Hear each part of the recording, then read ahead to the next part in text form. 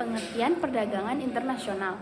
Perdagangan internasional adalah kegiatan yang terkait dengan transaksi barang dan atau jasa yang terjadi antar negara. Tujuan perdagangan internasional yaitu yang pertama memenuhi kebutuhan suatu negara yang tidak tersedia di negara tersebut namun tersedia di negara lain. Yang kedua yaitu memperluas wilayah pasar perdagangan dan meningkatkan produksi. Yang ketiga, meningkatkan devisa negara melalui kegiatan ekspor. Yang keempat, memajukan pertumbuhan sektor ekonomi negara, menjaga kestabilan harga barang, dan efektivitas penyerapan tenaga kerja. Yang selanjutnya, modernisasi teknologi dalam meningkatkan efisiensi proses produksi. Dan yang terakhir yaitu membentuk sumber daya manusia yang mahir, terampil dan unggul serta mampu mengikuti perkembangan teknologi. Manfaat perdagangan internasional. 1. Menaikkan devisa negara. Manfaat perdagangan internasional adalah sebagai penambah devisa. Bagaimana caranya? Melalui pertukaran perdagangan dengan cara mengimpor maupun mengekspor barang yang ada di dalam ke luar negeri dan begitu pula sebaliknya. Apabila devisa negara meningkat, maka akan menyebabkan beberapa hal ini. 2. Pertumbuhan ekonomi. Manfaat perdagangan internasional kedua adalah untuk pertumbuhan ekonomi atau kenaikan produk nasional bruto atau GDP. Ini dihasilkan melalui faktor produksi milik warga negaranya yang ditinggal di dalam maupun luar negeri. Dan warga negara yang ditinggal di dalamnya maupun yang ditinggal di luar negeri tidak termasuk dalam GDP. Jangan hanya faktor produksinya saja. 3. Mempengaruhi stabilitas harga barang ekspor. Manfaat perdagangan di luar negeri berikutnya adalah stabilitas harga. Stabilitas harga yang dimaksud merupakan cara pemerintah mempertahankan harga ketika terjadi fenomena inflasi yang mulai meninggi. Inflasi sendiri merupakan peningkatan ketersediaan uang sehingga dapat menyebabkan kenaikan harga barang. Keempat, eksistensi tenaga kerja.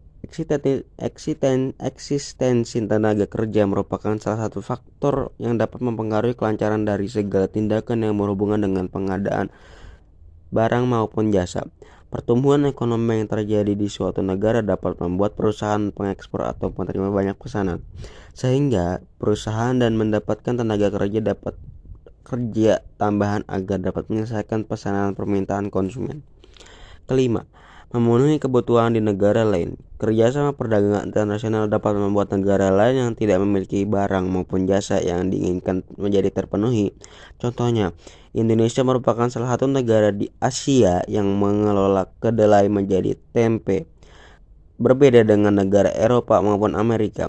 Oleh karena itu, dengan menjalin kerjasama dengan negara-negara Eropa maupun Amerika, negara tersebut dapat memenuhi kebutuhan pangan nabatinya, yaitu kedelai yang diolah menjadi tempe. Begitu pula sebaliknya. Halo semuanya, selamat datang kembali di video lesson terbaru aku masih di course tentang perdagangan. Oke, kita masuk pertama kali itu ke faktor pendorong dulu. Karena adanya perbedaan sumber daya alam yang dimiliki. Oke, jadi di sini kasusnya setiap negara itu kan pasti punya kekayaan alam yang beda-beda. Ada yang kayaknya itu karena banyak air, ada yang kayaknya itu karena banyak hasil minyak buminya, ada juga yang kayaknya itu karena hasil pertaniannya. Itu kan beda-beda sumber daya alam yang bisa dimanfaatkannya. Nah, dan gak cuma kayak sumber daya alamnya aja yang beda, tapi di sini juga hasil pengolahannya pun ikut berbeda kayak gitu. Nah, oleh karena itu sumber kekayaan alam yang dimiliki sebuah negara itu bakalan terbatas, sehingga dibutuhkan perdagangan internasional untuk melengkapi kebutuhannya. Analoginya kayak gini, misalkan Indonesia ini kan kaya sama sumber daya minyak bumi sama hasil pertanian. Nah, tapi di sisi lain Indonesia ini kurang dalam hal tenaga kayak elektronik dan hal-hal segala macamnya. Nah, kalau Indonesia cuma ngandelin dari hasil pertanian sama minyak buminya aja, itu tuh bakalan kayak gak bisa menuhin seluruh kemauan atau seluruh kebutuhan rakyatnya. Makanya butuhlah perdagangan internasional ini. Dan gak cuma Indonesia aja, misalkan negara Arab kan di sana juga terkenal sama minyak buminya. Terus misalkan tapi di situ tuh misalkan ya ini in some cases di negara itu tuh airnya kurang, sehingga itu tuh bakalan menghambat gitu ke seluruh kondisi negaranya. Nah, maka dari itu dilakuinlah ada perdagangan internasional. Jadi karena adanya saling membutuhkan, tapi yang dipunya itu cuma satu jenis. Misalkan kalau Indonesia ini senjatanya kayak gue itu punyanya ini nih minyak bumi, coba tukeran kayak gitu, tukeran hasil produksi. Nah itu jadi latar belakang atau alasan pertama itu ya karena adanya perbedaan sumber daya alam yang dimiliki. Tapi kalau misalkan semua negara itu udah kaya kayak gitu, apa bisa ada perdagangan internasional? Ya mungkin aja, karena ada juga beberapa faktor lain kayak faktor yang ini. Nah ini perbedaan faktor produksi. Jadi selain beda dari segi sumber daya alamnya, di sini juga setiap negara itu punya perbedaan keterampilan tenaga kerja, terus juga besarnya modal yang dimiliki, dan perbedaan kreativitas para pengusahanya. Sehingga produk yang dihasilkan oleh sebuah negara pun bisa mengalami perbedaan, sehingga diperlukan adanya perdagangan internasional untuk melengkapi kebutuhan tiap negara. Misalkan sama negara Indonesia atau negara A sama negara B itu sama-sama penghasil minyak, sama-sama penghasil hasil pertanian. Tapi sumber daya alam di Indonesia itu misalkan, atau sumber daya alam di negeri A itu lebih baik dari negeri B. Nah bisa jadi produksinya tuh lebih banyak juga yang dihasilkan sama negeri A ini, negara A ini. Kayak gitu. Jadi sekalipun faktor atau sumber daya alamnya sama, tapi ketika faktor produksinya beda, itu juga bakalan menghasilkan perbedaan dari hasil produksinya. Makanya walaupun negara itu punya segalanya, tapi tetap aja bakalan ada kebutuhan dari negara lain, seperti yang aku bilang di lesson aku yang pertama. Nah itu alasan kedua. Alasan ketiga itu adalah karena kondisi ekonomis yang berbeda. Jadi di sini adanya perbedaan faktor produksi pun turut menyebabkan perbedaan dari biaya produksi yang dikeluarkan untuk membuat suatu barang. Maka bisa jadi produksi sebuah barang di sebuah negara itu punya atau memerlukan biaya yang lebih tinggi, sehingga negara tersebut lebih memilih mengimpor barang dari luar negeri karena biayanya yang lebih murah. Misalkan kalau di Indonesia itu HP itu mahal, ya kan? Karena kalau misalkan bikin kayak Indonesia itu kan nggak ahli kayak dalam elektronik gitu, makanya hasil produksinya pun kayak lebih mahal gitu, karena emang dikerjakannya juga bukan sama yang ahli, dan mungkin ada beberapa hal yang miss dari apa yang mereka produksi. Makanya lebih mending impor aja deh, kayak daripada harus menghasilkan atau mengeluarkan biaya produksi yang lebih besar kayak gitu kan.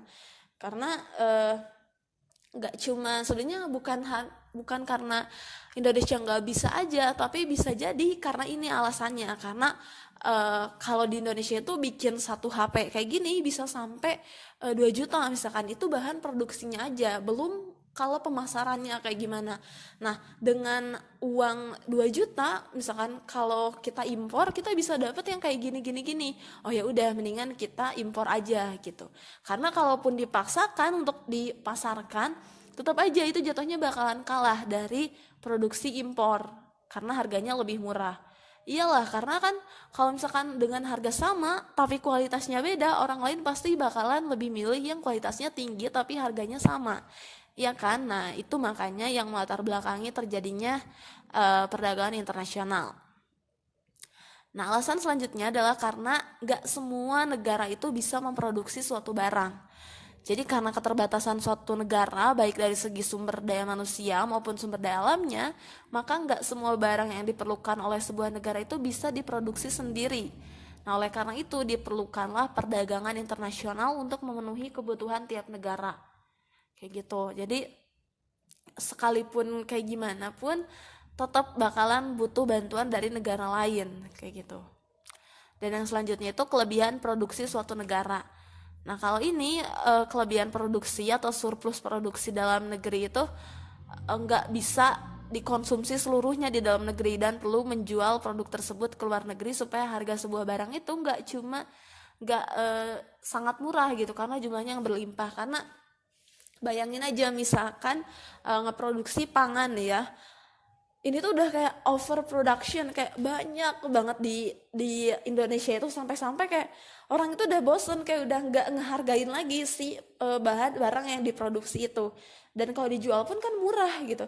Coba diimpor ke negara, diekspor ke negara lain, pasti di sana ada dong peminatnya, kayak karena kan ada beda selera juga. Nah di sini beda selera juga jadi penyebab gitu, karena siapa tahu kalau kayak mie instan aja ya, di negara kita kan udah banyak jenisnya, sekalipun udah apa ya, sekalipun orang banyak yang suka, tapi tetap aja kalau misalkan overproduction itu kan ya itu aja yang belinya, ya harganya segitu-gitu aja. Tapi ketika barangnya tuh diimpor ke luar negeri, itu mie instan itu jadi kayak primadona gitu di sana, jadi sesuatu yang dicari-cari dan harganya pun bahkan lebih tinggi di sana. Nah maka dari itu ketika ada surplus dalam produksi, biasanya suatu negara itu melakukan perdagangan internasional. Nah, yang selanjutnya itu adalah perbedaan teknologi. Nah, perbedaan kemampuan sumber daya alam ini bisa menyebabkan adanya perbedaan juga dari dalam penguasaan teknologi. Jadi kalau misalkan Indonesia nih mengimpor pesawat terbang dari Amerika Serikat, meskipun Indonesia itu bisa sebenarnya memproduksi beberapa jenis pesawat, namun untuk pesawat dengan spesifikasi tertentu Indonesia nggak punya kemampuan secanggih itu misalkan, sehingga harus menyebabkan terjadinya impor. Jadi bukan karena nggak bisa, tapi ada perbedaan teknologi yang Indonesia tuh butuhnya pesawat yang kayak gini, tapi cuman bisa kita itu bikinnya yang kayak gini. Nah makanya karena Amerika ini lebih jago tuh dalam teknologi pesawatnya, makanya Indonesia tuh minta impor dari sana gitu. Dan berikutnya itu adalah karena adanya keinginan melakukan kerjasama. Nah, perdagangan internasional ini bisa jadi salah satu cara yang dilakukan untuk mempererat hubungan dengan negara lain, sehingga kerjasama dalam berbagai bidang pun bisa tercipta. Karena misalkan dari awalnya tuh kayak impor ekspor beras, nah lama-lama itu tuh bisa membuka jalan lain gitu buat hubungan bilateral dua negara. Nah, yang selanjutnya itu karena penghematan biaya produksi. Ini sebenarnya sama kayak yang tadi aku udah jelasin. Jadi di sini perdagangan internasional itu bisa mendorong produksi dilakukan pada skala yang lebih besar. Karena pemasaran di dalam negeri saja tidak akan menyediakan pasar atau konsumen yang maksimal. Karena itu perdagangan internasional itu dapat menyediakan pasar yang jauh lebih besar. Dan dengan adanya pasar yang lebih besar, maka produksi barang pun dapat dilakukan dengan skala yang lebih besar, sehingga biaya produksi atau fixed cost-nya bisa lebih hemat. Karena kan kalau misalkan ngeproduksi satu barang aja, itu tuh kayak mesinnya lah, itunya segala macamnya, itu kan sama-sama aja gitu biaya produksinya. Tapi kalau misalkan lebih banyak, itu kan kayak lebih worth it juga gitu, kayak ya udah banyak, ya udah gak apa-apa banyak, karena emang nanti yang bakalan income-nya pun bakalan banyak. Tapi ketika produksinya cuma dikit, ya udah kayak kagok gitu aja ngerjainnya. Makanya dengan adanya perdagangan internasional itu, ini bisa menghemat biaya produksi. Yang berikutnya kita coba lihat beberapa faktor yang menghambat terjadinya perdagangan internasional ini. Yang pertama itu adalah keamanan suatu negara. Nah, di sini faktor keamanan itu sangat mempengaruhi perdagangan internasional. Karena ketika satu negara nggak aman, maka para pedagang pun akan beralih ke negara lain yang lebih aman. Contohnya misalkan ketika ada perang, ya si para importir itu pun nggak mau masuk ke situ karena takut hal inilah, takut hal itulah, makanya lebih mendingan nggak impor ke situ. Selanjutnya juga penghambat lain adalah karena kebijakan ekonomi internasional oleh pemerintah. Nah, ada beberapa kebijakan suatu negara yang bisa menghambat kelancaran perdagangan internasional. Misalnya perizinan yang rumit, terus juga pembatasan jumlah impor dan ekspor, kuota, dan lain-lain. Itu yang bikin para importir itu nggak tertarik untuk melakukan perdagangan internasional. Dan yang selanjutnya itu adalah karena adanya ketidakstabilan pada kurs mata uang asing. Nah, tidak stabilnya kurs mata uang asing ini membuat para eksportir maupun importir mengalami kesulitan untuk menentukan harga valuta asing, dan ini pun akan berdampak pada penawaran dan permintaan dalam perdagangan. Dan Selanjutnya ini adalah karena kualitas sumber daya yang kurang baik. Jadi rendahnya kualitas tenaga kerja di suatu negara itu bisa menghambat perdagangan internasional, karena ketika sumber daya manusianya rendah, maka kualitas dari hasil produksinya pun kan akan rendah. Nah, maka dari itu para yang mau nerima ekspor dari negara kita tuh bisa jadi kayak ragu-ragu untuk nerima karena takut barangnya nggak sesuai dengan keinginan mereka. Dan yang terakhir, faktor menghambatnya itu adalah karena adanya perbedaan mata uang antar negara. Jadi negara itu kan yang melakukan kegiatan ekspor biasanya minta kepada negara pengimpor untuk bayar dengan menggunakan mata uang negara pengekspor.